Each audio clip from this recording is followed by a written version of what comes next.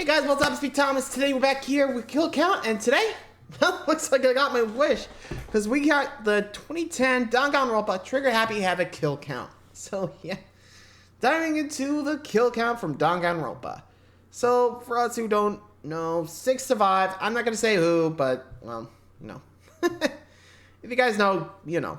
So, let's hop into Danganronpa and see what they think of it, huh? Let's rock and roll. Be sure to like, subscribe for more. Hope you enjoy. Let's go. Welcome to the Kill Count, where we tally up the victims in all our favorite horror media. I'm Ultimate Host Chelsea Rebecca, and today we're looking at Danganronpa.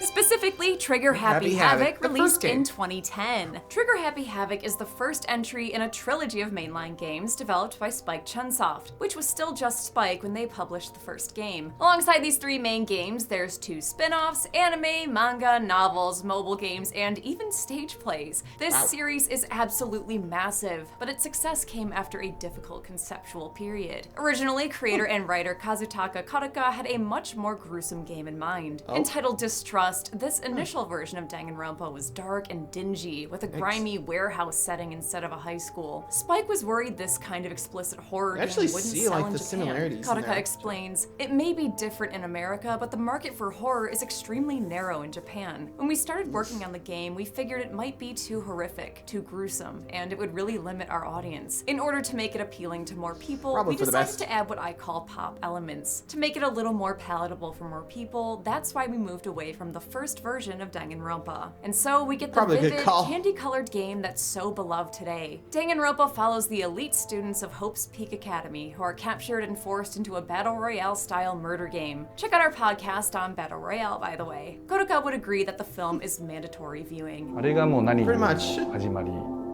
だと思うし、世界的にもあれより前にあったんですけど、バトルロワイヤルが一番衝撃的でしたね。The addition of class trials turns this neon pink death game into a series of mysteries the player must solve. Part of Danganronpa's charm is its vast mix of influences. It's a big bombastic mashup of tropes and styles, combining elements from classic whodunits, slice-of-life animes, and cinematic inspirations like Saw and Cube. It's a melting pot of games as well. While Danganronpa is a visual novel, it also includes elements of shooters, dating games, rhythm games, and even Hangman. I know she stabbed him with a knife. But can you spell the word knife? There's so much, in fact, not all of it can make it into the kill count, which this channel says a lot, but I mean it this time. This was almost 25 hours of gameplay. We'll be leaving out countless clues, puzzles, backstories, each performance of Monokuma Theater, and every single pervy side quest. Want to know what's behind this blur? Too bad. Wallow in your despair and play the game. Will this homeroom from hell drum up some... Hey James, what you doing? Oh, shit, I'm sorry. I wasn't paying attention to where I was going. That's fine. Yeah, if you could just, you know. Yeah, James. Oh, yeah, I'm sorry. That way, what are you even playing? Wait! You're wearing my fragrance from today's sponsor, Scentbird. Objection! Nope, that's not the right game. Whatever. Yeah, that's I can't believe you stole my Scentbird. You don't understand. I had to. This crazy panda said that if I didn't successfully steal a bottle, he'd imprison me on the kill count set. Okay, fine. I just wanted to try it. I mean, you kept talking about how much you love this nectar to peach, with its notes of peach nectar and honeysuckle and coconut water. That's true. I love how it reminds me of those 2000s perfumes that pop stars would sell, you know? Not really. But you'll have to get your own. And with your Scentbird subscription, that'll be easy, since you get a new 30-day supply of your choosing every month. You can get the scents you know you want to try and avoid ones you know aren't your style, like how I avoid heavier scents. Yeah, but I already have so many fragrances in my queue. Well, you can always grab extras on top of your monthly bottle. That's what I did, so I can switch between the nectar and this Malayan tiger scent, which has notes of mandarin and jasmine, as well as this Sulepont Mirbeau, which has sandalwood, pink pepper, and cedarwood whenever I feel like it. I guess I can just wait for my next shipment. That sounds great, honey. Just now get off steal my it next time. You mind? please. Thank you. US and Canada viewers can grab their own bottle using coupon code MEAT55 for 55% off at Scentbird. At just over $7 for your first month, you are practically stealing it. But not actually, to be clear. Will this homeroom from hell drum up some killer class participation?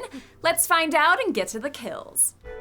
I think if I was doing this, I'd probably just stick to the stuff that's more like relevant to like a current storyline, which there is a lot to.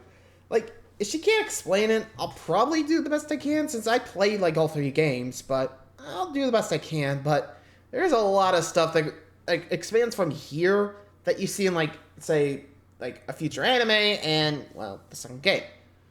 You'll get what I mean in a minute, but first, well, let's see if we can find this death game. Let's get into Danganronpa.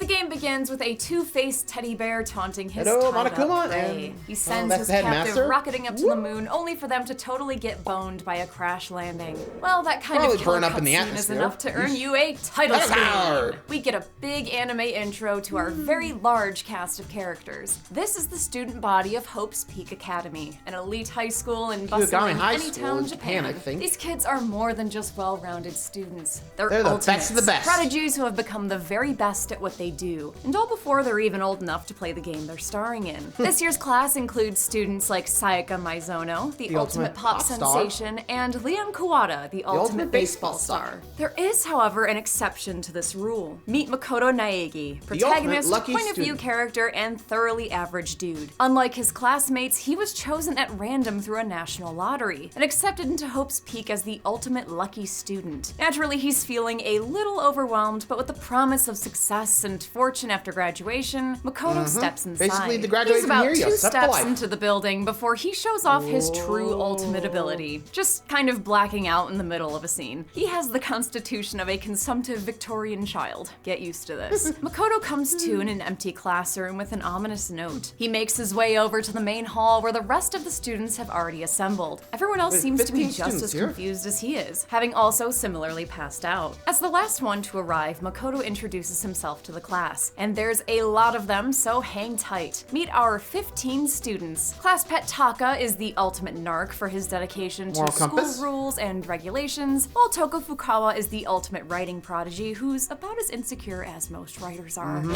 Basically some.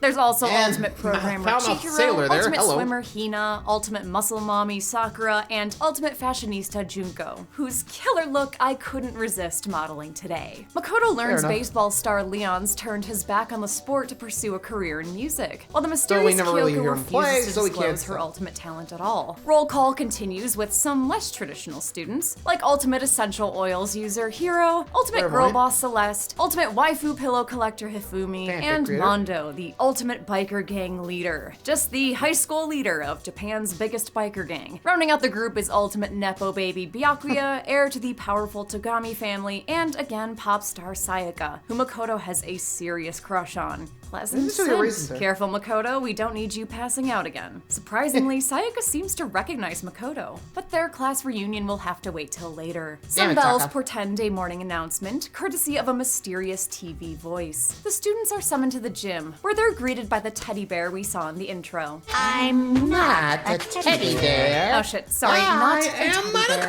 This is Monokuma, a malevolent mechanical maniac and self-proclaimed headmaster of Hope's Peak. Their plushy principal reveals they've all been barred inside the school and can expect to live the rest of their lives here as a commune. Naturally, the thought of staying in high school forever freaks some people out, so Monokuma reveals a graduation clause. You can go back home, provided you first murder one of your classmates. I never went to private school, but I imagine that this is basically what it is. Some slightly horrifying trivia: Monokuma wasn't always a bear. Early on in development, Monokuma was a naked guy on one side and organs and bones on the other. Kind of like one of those science classroom inner anatomy statuettes. This turn of events doesn't... I'm glad I kind of went with a bear. Can you imagine your, like...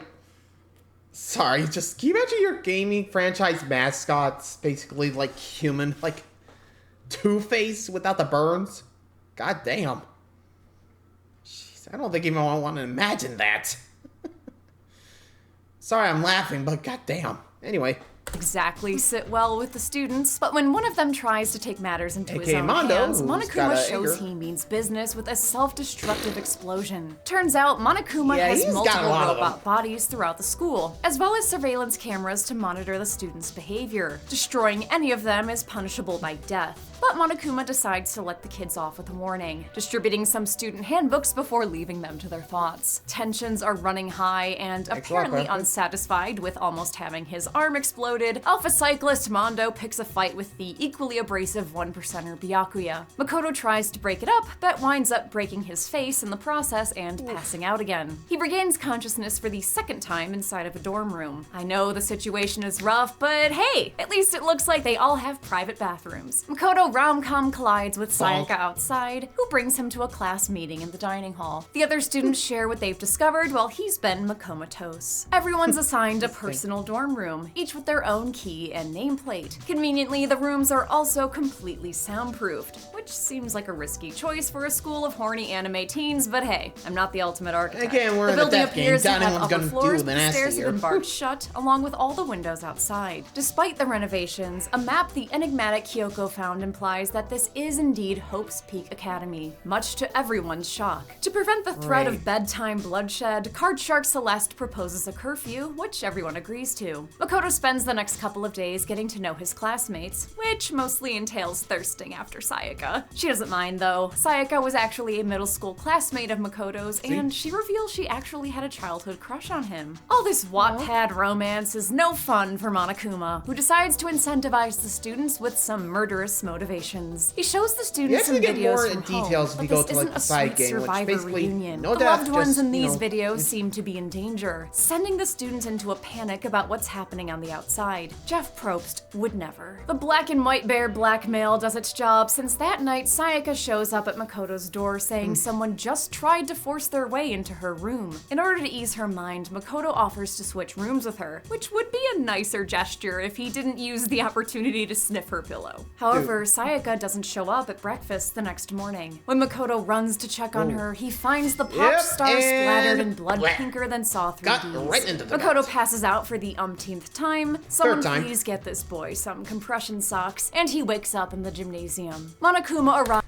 Actually, I think this is the last time we'll be seeing Makoto faint. At least that's what I remember. Remember, I played this game, so yeah. Sorry, I'm just trying to remember. I know there's like this like side game you could do once you complete the main story.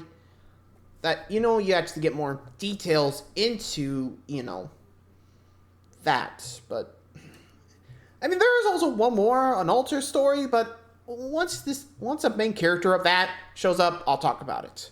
But for now, let's get back to it. To address the student body, or at least what's left of her. While the graduation clause says a murder means freedom, it does come with a little fine print. Not only do you have to kill you another have to get away student, with but you it. have to get away with it as well. Before a successful graduate is crowned, the students will have the chance to pinpoint the murderer in an upcoming class trial. If they identify the guilty party, the blackened, the culprit will be executed accordingly. But should they fail to corner the killer, the blackened will graduate from school, and everyone else will fail with a final fatal F. This all proves too much for the fashion-forward Junko, who stomps on Monokuma with some stylish combat boots. And forgetting what Monokuma happened with decides they Mondo. totally clash with her look, though, and heads up. responds by turning this cover girl into a very chic pincushion. Auf Wiedersehen, Junko. No time to process that lifelong trauma, however, since there's only so much time to study up for the class trial. Since Sayaka was killed in Makoto's room, he's quickly pinned as the prime suspect, meaning he'll have to work double time to clear his name. He starts at his bedroom where he notices several strange clues. The nameplate on the door has been swapped with Sayaka's, who also left behind a message in blood. The number's 11037. If you think you know who did it based on this one clue alone, congratulations! You absolutely do.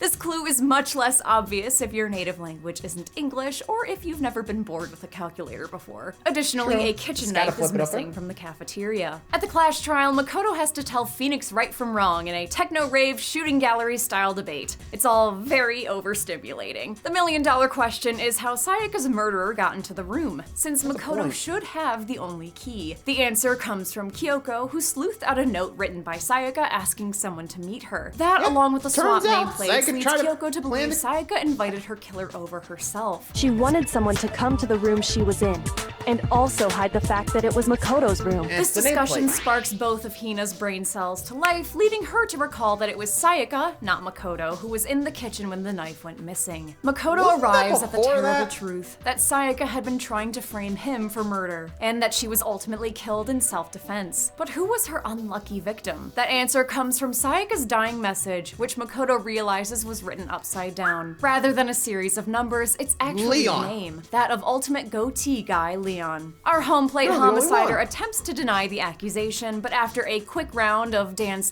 incrimination, he's ultimately voted as the murderer. As punishment for his crimes, Leon is pelted by practice balls until he's an angel in the outfield. Major bummer for Makoto, who goes back to his room to find all traces of his spring fling flushed away. Maybe he can distract himself by exploring the parts of the school Monokuma's unlocked. New areas include a pool, which gets ultimate swimmer Hina very excited, and a library, which is more Byakuya's speed because he has glasses. I'm trying to read, so if you could be quiet. There, the students find a letter that implies Hope's Peak closed down a year ago, as well as a broken laptop, both covered in dust. With the killing game seemingly at a ceasefire, the cast continue to build bonds with each other in ways that definitely won't come back to haunt them. Mondo takes computer whiz Chihiro under his arm and challenges hall monitor Taka to a dick measuring contest in the sauna. You can take off your uniform, you know? Go ahead. I won't judge. Letting off the steam is helpful since the two emerge as best bro friends. Monokuma is both antisocial and anti-brocial, which means it's time for a new murderous motive. This time it's a stack of secrets, which Monokuma threatens to publish unless another body hits the floor. There's someone inside your house of him. Makoto's secret is less bloodsheddy and more bedwetty, hardly worth killing over, but several students have more bastardy skeletons in their closets. Among them is Chihiro, who fails to show up to their morning meeting. The rest of the class eventually finds the programmer unplugged in the girls' locker room. Her blood has been used to leave a sloppy signature, which Byakuya identifies as the calling card of prolific serial killer Genocide Jack. Jack was thrown out earlier as the possible mastermind behind their abduction. However, Monokuma assures them Chihiro was killed by a classmate, which doesn't exactly rule out the legendary serial killer as the culprit. It just means that Genocide Jack might actually be one of them. Makoto quickly jumps into his investigation. He identifies the murder weapon, a nearby dumbbell, and observes the blood stain on a big-boobed supermodel. Stay focused, Makoto. Novelist Toko pulls a real Makoto and promptly passes out at the sight of all that blood. She wakes up tongue-tied and runs off. Hina and Makoto try to check on her, but can't parse out her ranting and raving. Won't let Genocide Jack have control! Unexpectedly, business boy Byakuya decides to help Makoto out by showing him a secret room in the library. This thing is a treasure trove of national secrets, including a police file on Genocide Jack that theorizes he has a split personality. At the class trial, Byakuya reveals the identity of their serial killer classmate. It's ultimate writing prodigy Toko, whose strange behavior has been a result of her hidden Mr. Hyde. Toko works herself into a dead faint, allowing her split personality to take flight. I'm the ultimate murderous fiend, Genocide Jack! Or better yet, let's go with Genocide Jill! However, upon reflecting on the police file, Makoto determines Genocide Jill wouldn't have killed Chihiro, since her past victims were all male. The people I killed with such passion and conviction are all adorable little men! Furthermore, the ultimate misandrist's murder weapon of choice are her special scissors, not something inelegant like a dumbbell. Makoto accuses Byakuya of framing Toko, since he had access to the crime scene photos as well as the cord that was used to suspend Chihiro's body. Bizarrely, messy-ass Byakuya admits to staging the crime scene, but not to killing Chihiro. Adding to the confusion, Kyoko takes everyone out for a short recess, during which she reveals the thing that's gonna make this kill count come to a screeching halt. Be sure to check her entire body. When I first decided I wanted to do Danganronpa, this twist was the thing I was least looking forward to covering. Even if you've never played the game, you can probably guess where this is going. It's revealed in this sequence that Chihiro has a penis. I'll just be blunt about it. This storyline and the character of Chihiro in general have been analyzed and written about by people much smarter than me, and the kill count is just not a great format to explore the implications of this reveal. After this scene, the character Yeah, actually, I don't remember much about it, but I think it was because Actually, I'm not too sure. Never really got the time to hang out with Chihiro, so I don't know why he, cosplays the girl, which I don't even know. How to say, honestly, I mean, I think it was something to do with being uncomfortable in his own skin. I mean, I don't know. I mean, it's how I go about it. Yeah, like I said, I can't say much because I don't even remember. Anyway. Readers refer to Chihiro as a boy, fans refer to Chihiro as both a boy and a girl, and there's a lot of healthy and not so healthy debate about it. I'm gonna keep it all off the binary and refer to Chihiro as they from now on. I think the one thing we can all agree on, though, is that Chihiro is baby. With everything out in the open, Makoto finally makes sense of this messy murder. Chihiro had been exercising at night to hide their true identity from the group. So at least the they were girls out actually since, murdered that in the machine boys' gun locker just... room before being moved, which is how that bloody boob poster ended up in the girls' room. The crime scene was then further altered by chaotic neutral Byakuya, who witnessed the whole thing go down. As the trial progresses, it becomes clear that whoever murdered Chihiro hid their gender by destroying their handbook with the sauna's steam. The only person who would have known how to do that is Mondo, who broke his own handbook while wearing his clothes during the sauna showdown with Taka. I mean, look at how shredded Taka is. I wouldn't want to be topless next to that either. Finding himself cornered, Mondo reveals he was motivated by his own secret. He accidentally got his brother killed while showboating during a motorcycle race. Chihiro asked to be his workout buddy, since they felt uncomfortable in their masculinity due to severe lack of gains. Chihiro's strength in admitting their own secret humiliated Mondo, who envied Chihiro's honesty in the face of his own immense survivor skill. Unable to reconcile these feelings and terrified of having his secret exposed, Mondo's jealousy turned to rage, which in turn ended in homicide. Immediately regretting his actions, Mondo worked overtime to protect Chihiro's secret, moving their body and flipping the locker room furniture around, even at the risk of having his crime discovered. Mondo's punishment is the Cage of Death, a motorcycle stunt that circuitous flattens him into delicious, nutritious Mondo butter. In the aftermath, Byakuya reveals he knew Mondo was the murderer the whole time, having witnessed him leaving the crime scene. He tampered with the body to see who would notice, and now considers Makoto his main competition. Another class trial means another floor has been unlocked, so the students spend their morning exploring. There's a shiny new rec room and a physics lab with a giant air purifier, or one of those plasma globes you see at children's science museums. In the newly unlocked art room, Makoto discovers something strange. A photo of Mondo, Leon, and Chihiro that nobody remembers taking. Unfortunately, Monokuma snatches it away before the kids can make sense of it. Aquawoman Hina also has something to share. In an earlier cutscene, we saw Hina having some scantily clad insomnia. Fun fact, by the way, if you play these games, these are the scenes your friends and loved ones will walk in on you playing. For all James knows, this entire game is upskirts of anime girls. Not all the time, I swear, I promise. Woo! Hina would rather have room service than fan service, though, so she sneaks out for a midnight snack, only to hear a strange noise coming from the bathhouse. Hina thinks she saw a ghost, but when the group goes to investigate, they instead find something less ghoulish and more GLaDOS. This is Alter Ego, an artificial intelligence Big Chihiro 6 created in their image. After fixing the laptop from the library, Chihiro set Alter Ego to look through its encrypted database, hoping to uncover the secrets of Hope's Peak. They hid the laptop in the bathhouse since it's the only room in the school without cameras. Even the mastermind has to draw the line somewhere. As it turns out, Monokuma's not the only unwanted attention to worry about. While ultimate fan art appreciator Hifumi's been simping for Celeste all game, this animated avatar is much more his speed. Taka also develops a screen addiction after Alter Ego simulates a pep talk from his ex-bro Mondo, sparking a transformation that leaves Taka Super Saiyan some weird shit. With all this attention, it's no wonder Alter Ego goes missing a few nights later. All eyes are on Tweedleweeb and Tweedledum, but Byakuya thinks there's a traitor amongst them. A saboteur! Saboteur!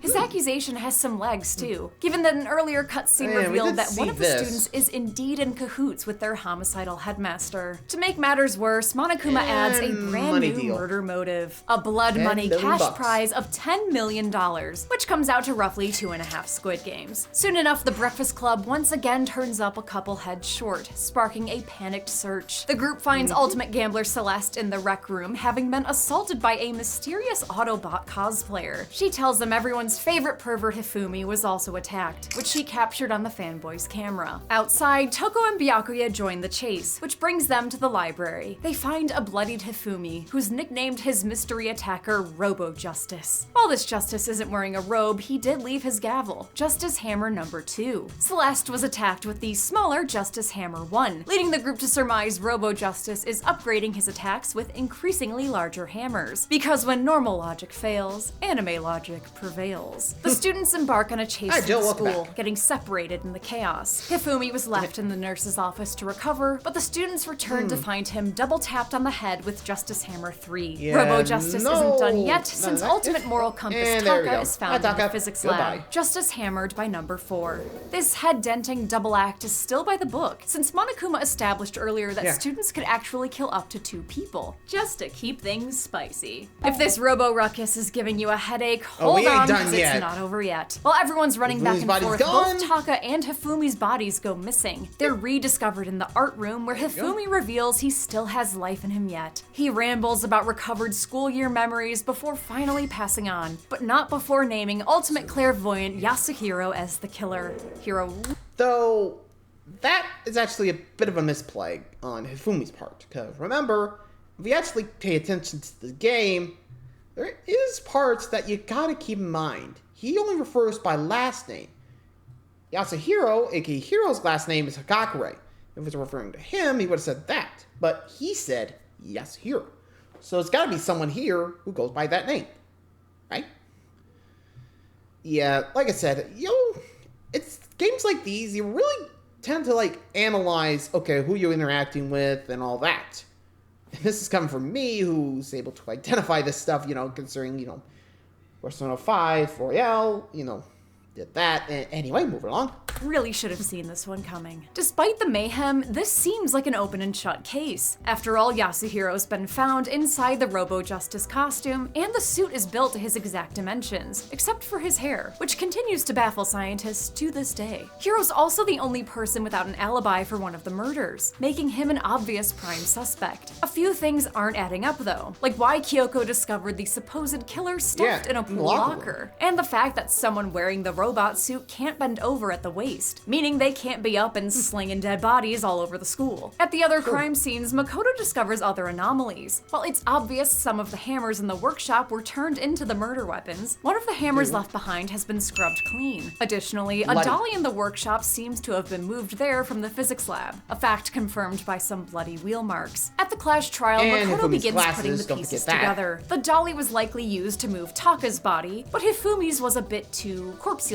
for easy transport. The solution comes in the form of his lens wipe, which Makoto found in the nurse's office. Hifumi's bloody glasses were mysteriously clean when his body was found in the workshop, meaning he must have wiped his glasses to be able to see. Makoto was paying attention to his lack of a kill graphic, but kudos if you also noticed this, and realizes Hifumi faked his attack using blood bags. Further discussion reveals it was in fact Hifumi who moved Taka's body and killed him as well, but not during the Hammer Time Havoc as everyone assumed. Taka was killed earlier, at 6 a.m. according to his broken watch. The numbered hammers were a pink herring designed to confuse the time of death and hide a duplicitous double act. So who played the final round of Whack-A-Nerd? Not Hiro, who was knocked out and stuffed in the Robo Justice costume. It was our goth gatekeeping, gaslighting girl boss gambler Celeste, who tricked Hifumi into helping her before murdering him in the workshop, cleaning off the extra hammer in the aftermath. The Yasuhiro Hifumi was referring to wasn't our psychic friend Hiro at all. It's actually the real last name of Celeste, who's been going by the very "my family was aristocracy before the war" sounding surname of Ludenberg. She's given a chance to prove Makoto wrong by displaying her name in her handbook. When she refuses, she's correctly voted as the Blackened. Before she's executed, Celeste reveals she was the one who stole Alter Ego, which is how she manipulated Ultimate Simp Hifumi to lay the hammer down on Taka. Celeste has maybe the most relatable motivation in the game. She was going to use Monokuma's blood money to buy herself a gothic gigantic castle filled with hundreds of male servants. A 100-stud draw, if you will. It's a beautiful dream, but Seems come like a on, bad Celeste. idea. For 10 million, you'd be lucky to get a gothic condo in today's market, and that's before your manslaves finally unionize. Her aristocratic execution is the burning of the Versailles Witch. In adherence to the old ways, the burning woman is, of course, was about to eventually burn, extinguished by but a flying fire truck. incoming! Makoto and Kyoko find alter ego in the bathhouse using a key Celeste gave them. While they're alone, Kyoko reveals she's been disappearing to a secret room on the second floor. Makoto checks it out for himself and discovers a student registry and an ominous warning. But must before not he can leave. explore further, he's sneak attacked by Jason Luchadorhes. Bonk. Thank you. Makoto wakes up later to find the secret room gutted. As he wanders Damn it. back to his dorm, he left. overhears a brawl in the gym. It's Monokuma, engaging in mortal combat with the aforementioned traitor, Sakura. Sakura is tired of taking orders, despite the headmaster's threats towards an unnamed hostage. Makoto can barely understand what he's It's Sakura's seeing through the fiancé, by the way. concussion camera filter, so he doesn't mention it to anyone the next day. Not even Kyoko, who's heard that. Well, to be fair, we did just get hit in the head, so I'd probably be thinking, okay, this has to be like some sort of like post-concussion syndrome or something. I don't know. I probably run with Makoto or Sakura like in private because I don't want to expose it too much because frankly, yikes, not good.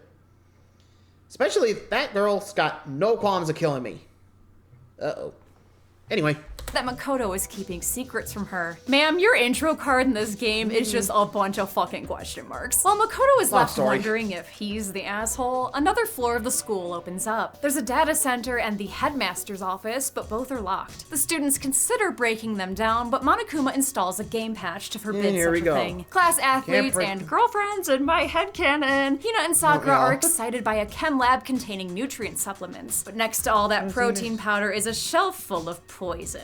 I'm sure no one will touch the poison. Makoto also finds another mystery picture of Celeste, Hifumi, and Sayaka. It's dismissed as Photoshop fraud, but Monokuma insists he's not up to funny business. The students regroup with Alter Ego, who's made some shocking discoveries. The plot to entomb the students was not born of Mad God Monokuma, but the real headmaster of Hope's Peak, who's apparently still somewhere in the school. Kyoko has an emotional reaction to this news, and later grabs Makoto for a secret mission. After staging an argument as a diversion to distract Monokuma, Makoto stealthily hooks Alter Ego up to an Ethernet cable in the secret room Kyoko discovered previously. While Alter Ego becomes the singularity, Monokuma has some shocking revelations of his own. The remaining students are gathered in the gym, where the headmaster cuts right to the chase and outs martial artist Sakura as his ace in the hellhole. While Hina stands by her workout buddy, their less swole peers aren't so understanding. The class warfare escalates until Hina gets caught in the crossfire, almost getting scissored by Genocide Jill. Phrasing. Wait, the With attack actual makes scissors, Sakura not, furious, leads. and she challenges everyone to face her directly if they've got a problem. As you can imagine, this offer from a 200-pound martial arts champion doesn't get many takers. Or so it seems, until Hina later finds Sakura lounging a little too hard in the rec room. The door is barricaded by a chair, but Makoto breaks the window and knocks it away. Unfortunately, Sakura's already dead, having seemingly been bested by an unknown assailant. A devastated Hina leaves to get the others, and soon everyone's locked onto this locked room mystery. Early investigation reveals Sakura's taken 2 blows to the head, and Makoto finds some broken bottles nearby. Hina reveals Sakura asked to meet with Toko, Hiro, and Byakuya to clear the air, leading the ultimate swimmer to suspect one of them is the killer. At the crime scene, Makoto finds some yellow powder on Sakura's shoe that matches a spill in the chem lab. The residue of a protein shake? Or perhaps poison. At the clash trial, Makoto explains the 2 blows by proving both Hiro and Toko had attacked Sakura when they went to meet with her. Hiro due to an error in judgment. As soon as I heard that, I just knew. I knew she was gonna try and kill me! And Toko due to a shift in personality from seeing the aftermath of Hiro's attempt at self-defense. I got so startled, I smacked her with the first thing I could find, which I guess was a bottle. Neither of them are to blame for killing Sakura, though. I mean, what's a few concussions between friends, right? Judging from the blood around Sakura's mouth, her real cause of death was poisoning. The powder on her shoe came from the poisoned shelf in the chem lab. Unexpectedly, Hina steps up and tearfully confesses to the murder. murder. Kyoko isn't buying it though. She knows that Swole sisters are for life, and Hina can't explain how she barricaded the room from the inside. Makoto eventually catches Hina in a lie. But the footprints left at the scene were not moving from Section C to Section A. That contradicts what you just said. He pieces together that Sakura's killer was actually Sakura herself, having barricaded the door from inside the room before drinking the poison. Hina reveals Sakura gave her a goodbye letter, blaming the ultimate martial artist's death on the class's callousness. Hina purposely threw off the investigation in order to get everyone executed. However, it turns out Monokuma actually got his paws dirty in this case, and he reveals that the note Hina read was a forgery, planted to prod her into action. Sakura's real letter explains that Monokuma was threatening her family dojo to secure her services, but she implores her friends to stand together against him. Hina, whatever it takes, survive. Survive along with everyone else. She died as she lived, an absolute champ. Her final call for solidarity unites the students against their headmaster. Not quite how Monokuma wanted this to go, but he gets things back on track with an execution. Trying to execute Sakura for her own suicide would be hard, not to mention a bit gauche. So instead he makes things work with an electric guest. It's Alter Ego, who's punished for their naughty networking with a bit of constructive overkill. Is Alter Ego sentient enough to go on the kill count? Well, I know James counted androids and the alien kill count, and they're basically AI, so yeah, let's go ahead and put Alter Ego on the count. The surviving 6 students— Man, Alter Ego fought to the last minute, and you gotta admit, the way Sakura was just like, I'm gonna kill myself, so, okay, there was a reason why, because it was basically before Sayaka was gonna pin the blame on Makoto for a kill. It was basically Monokuma was saying, you better kill someone, otherwise your dojo's done. And the fiance too, who she never actually won against. I'm not kidding. Play the game, play her storyline, you'll be surprised. Anyway, time for chapter 5 to the 5th floor. Students gain access to the 5th and final floor of Hope's Peak, which contains a large greenhouse and a dojo absolutely lousy with cherry blossoms. There's a biolab / WWE viewing room, though it's kept under lock and key, and a classroom that's been painted red by some unknown event. Byakuya theorizes this mess is what's left of the students of Hope's Peak, and is why the school shut down a year ago. In an unexpected bout of helpfulness, Toko's found a clue of her own. Allowing any of these students to have a knife on them seems foolhardy at best. So the group votes Makoto as least likely to do something stupid with this and lets him hold on to it. Their meeting is interrupted by Monokuma, who accuses one of them of stealing from him. Kyoko reveals to Makoto that she was the thief, having snuck into the headmaster's office earlier. As it turns out, Sakura got in a parting shot before downing her poison, and violated the rules by breaking the office door's lock. Looking through the school files has yielded a startling secret. When Makoto asks what it is, Kyoko leans in close and whispers the 22 words every guy wants to hear. Mukuro Ikusaba. There you go. The 16th student, lying hidden somewhere in this school. The one they call the ultimate despair. Watch out for her. Kyoko also found a key.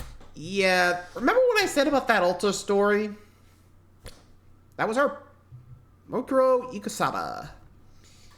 I'm not gonna spoil too much, but let's just say we met her already. You'll see what I mean in a minute. You'll find out more in the next chapter, but that's all I'm going to say. We actually do play Mukuro in the next game, or at least the altered game I was talking about. Like I said, I'll explain more once we get to that part of the story. Anyway. The item that Monokuma mentioned he had stolen from him. She wants Makoto to act as a distraction so she can sneak away and figure out what it goes to. Makoto is hesitant, but he's won over by a pep talk. If you spend all your time trying to avoid danger, you'll never move forward. Yes, ma'am. Thank you, ma'am.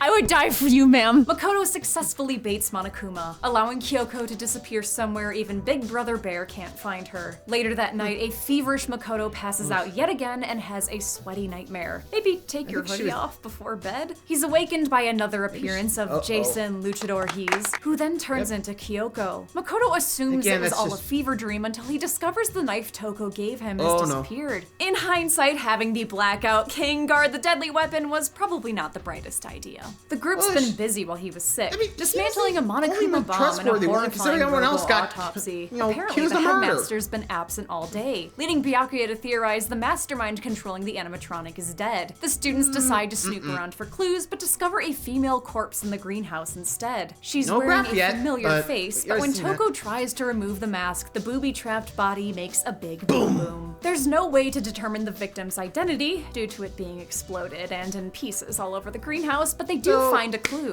Another key. This one unlocks the data center on the fourth floor. It's a wall-to-wall cabin-in-the-woods surveillance room, meaning this is the mastermind's hideout. A nearby TV is broadcasting their actions, and a nearby Monokuma is— wait, Monokuma? What? Yep. This killing game is still going strong, and their headmaster host reveals it's being televised all around the world. Before they can ponder how that's possible, they'll have to solve the murder of their smokin' Jane Doe to avoid execution once again. While Makoto had floated the idea that the body was Mukuro Ikusaba, the 16th student, lying hidden. Byakuya is more inclined to believe the corpse is the missing Kyoko. To make matters worse, the group's midnight Monokuma maintenance means Makoto is the only one without an alibi for the murder. Throw in the knife that went missing from his room, and Makoto is starting to look very guilty. For being the ultimate lucky student, dude can't seem to catch a break. Honestly used to it at this point, Makoto sets to work clearing his name. He quickly deduces the cause of the explosion, which was the bomb the group removed from the Monokuma bot earlier. Their mess of a murder victim still has a hand intact with red acrylics and a tattoo of Fenrir, the Wolf of Ragnarok, and a very good boy. He's also the symbol of a Middle Eastern mercenary group that Byakuya read about during one of his many nights in the classified closet. Just before the class trial, Kyoko proves she's not dead by showing up in the flesh. Hiro takes a little bit of extra convincing. But if Kyoko didn't go Kyo-boom, who did? Makoto has an answer. So it must have been Mukuro Ikusaba, the 16th. Her student profile reveals she was the ultimate soldier, a title she earned during her time with, drumroll please, Fenrir, which explains the tattoo on the back of her hand. Makoto is able to logic himself an alibi using the greenhouse's sprinkler schedule. The sprinklers are set to go off right at 7:30 every morning, right? So if the body had been in the garden before 7:30, then it should have been completely soaked. However, Kyoko goes on the offensive. If you vote for me and I die here, the mystery of this school will stay hidden forever, which is why I can't let that happen. She throws Makoto under the bus and back into the suspect pool. And when Monokuma abruptly ends the trial, Makoto ends up voted as the guilty party.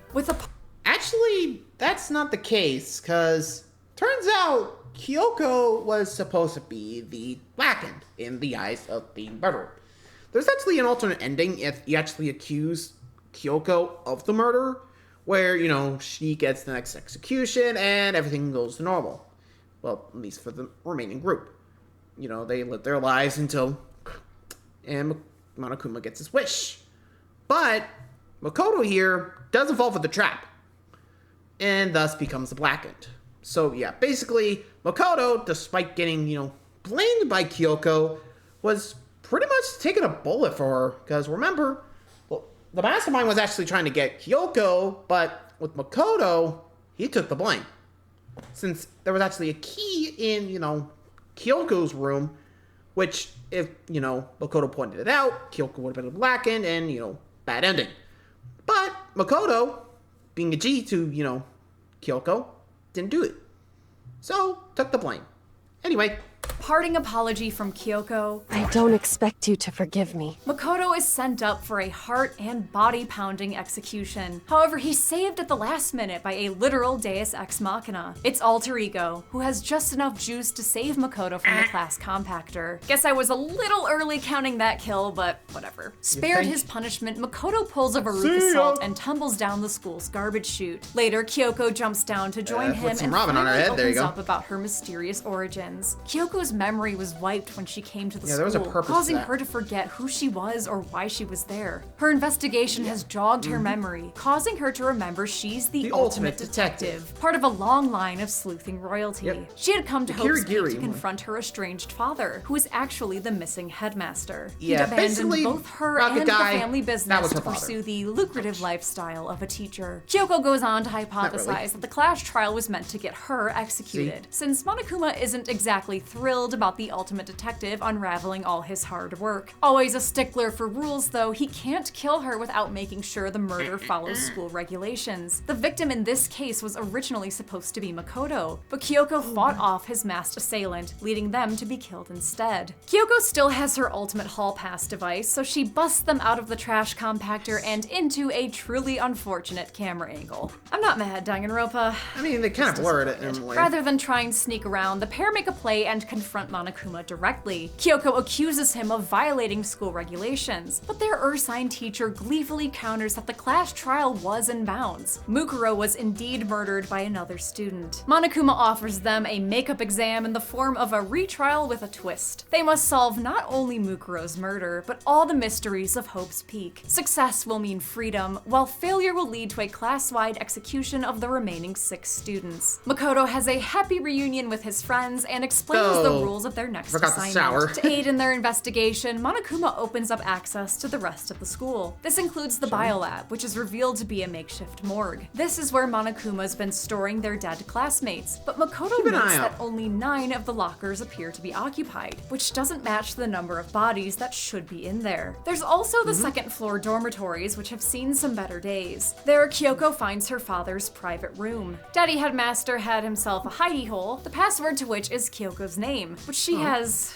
complicated feelings about. Well, Kyoko, how do you feel about this human skeleton in a box? We're not just not counting this guy because he's a bastard skelly. This is the already counted Rocket Man from the opening, who's now revealed to be Kyoko's father, the headmaster of Hope's Peak. Strangely, some of the lockers on the second floor appear to belong to the trapped students, while Kyoko has found a video of all the students agreeing to permanent residence at the school. Monokuma adds to the confusion by giving Makoto a class photo, including everyone except for him. Paranoia is in the air at the class trial, which Makoto deduces is because Monokuma gave everyone a class photo they were individually absent from. But just because the pictures are being used for evil doesn't mean they're fake. Instead, Makoto thinks they've been struck with a case of group amnesia, a theory backed up by the videos and the lockers upstairs. Monokuma confirms he's been doing some brain burgling, but refuses to disclose more info until they guess his name like a damn Rumpelstiltskin. While Mukuro's medical file confirms she was the latest victim, Makoto's still sniffing some bullshit. Makoto's something of a kill counter himself and realizes the morgue's body count is 1 short. 10 of the lights should have been on.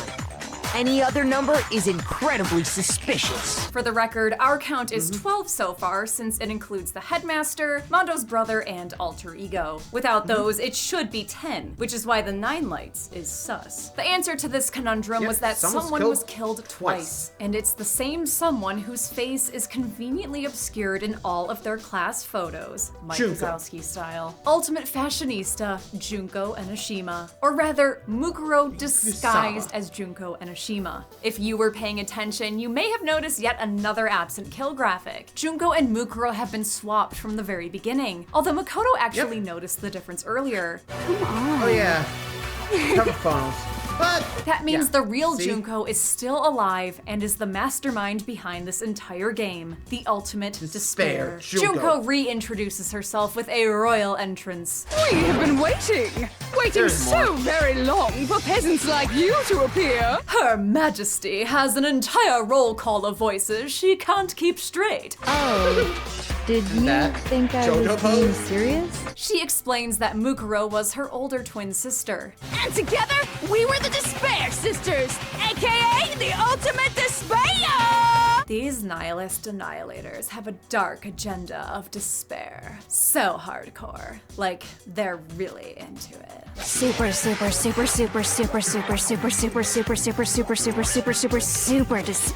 Junko essentially killed her sister because she was bored. Junko reveals that the yeah. And remember that spear one? Yeah, that wasn't Junko. That was Mukuro. And actually, that's where the altar takes place. See, okay, I'm just trying to remember from, like, what I know. I've seen videos of it, but haven't played it myself. Basically, Makoto, while going to the Monokuma shop, where you can pretty much get items to give to, you know, your fellow classmates to, you know, build bonds, there was, like, this button, I think. I don't know. It was like a joy button, I think. Basically, he pressed it, zapped, and was able to recall all of his memories from the school, including who Junko was. In fact, before Sayaka could, you know, implement her plan to frame Makoto, he passed out.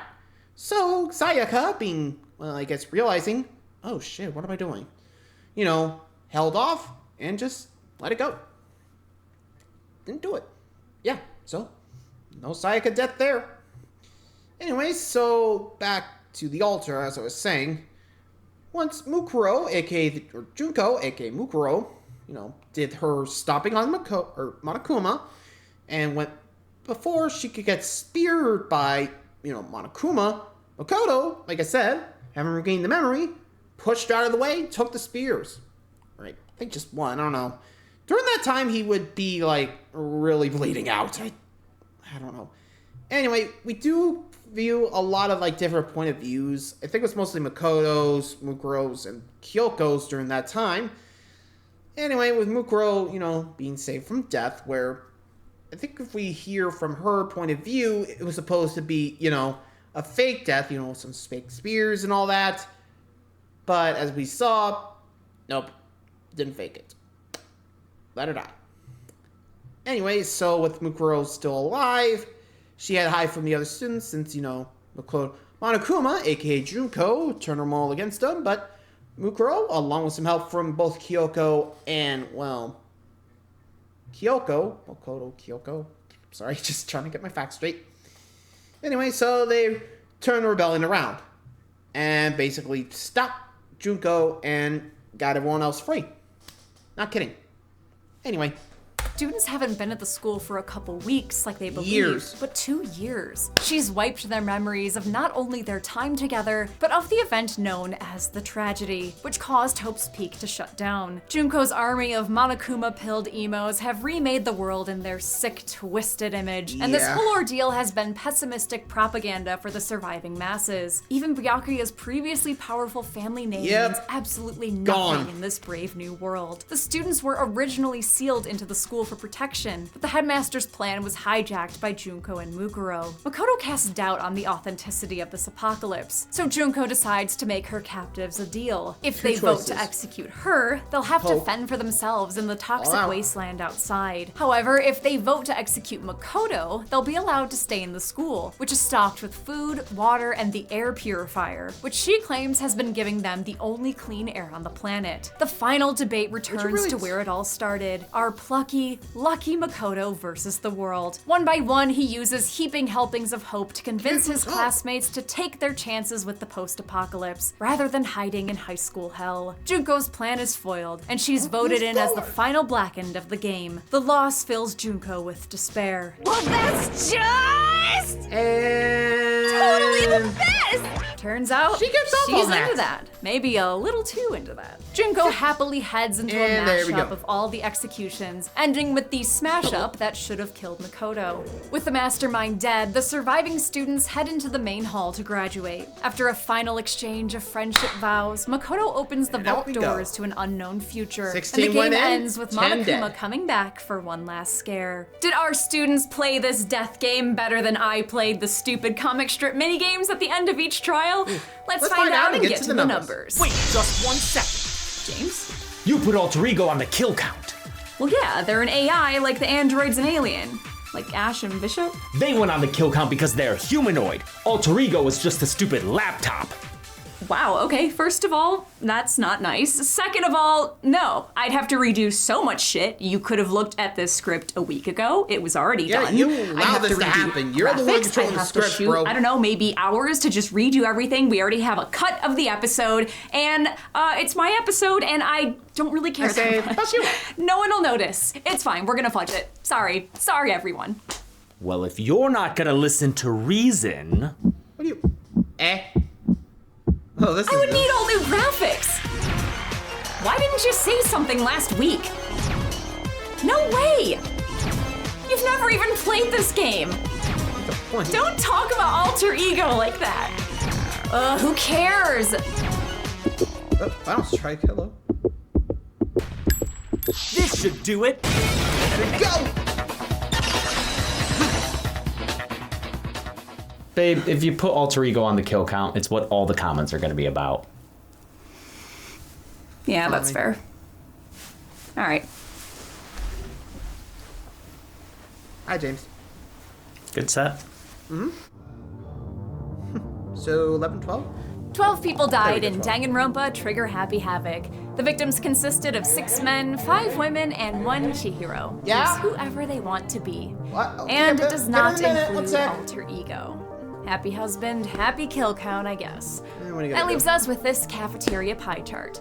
And since playtime will differ depending on how long you spend figuring stuff out, those are all the stats I have for you today. Yeah, I'll give the golden chainsaw for coolest kill to Celeste, since it feels like cheating to pick Junko. I love the overhead imagery of the flames around her, followed by the very funny visual gag of the fire truck being what ultimately kills her. And Fireman Monokuma is just super cute. Dull Machete for lamest kill will go to Daya, who was unable to shine on thanks to a traffic accident. It's a fine kill, I guess, but it happened in a flashback and without as much flair as all the murders and executions. And that's it! Danganronpa Trigger Happy Havoc was released in 2010 and followed by 2 sequels, which I'll maybe somehow be allowed to do someday. Until next time, I'm Chelsea Rebecca. This has been The Kill Count. Thanks for watching. Yep, there we go. Trigger Happy Havoc. Man, kind of called it, and I'm kind of glad they got it over with. I mean, hey, it's pretty fun to watch. I wonder what she's going to think of, Goodbye Despair, which is the second game. Anyway, hope you guys enjoyed that one. Till next time, like, subscribe for more. See ya.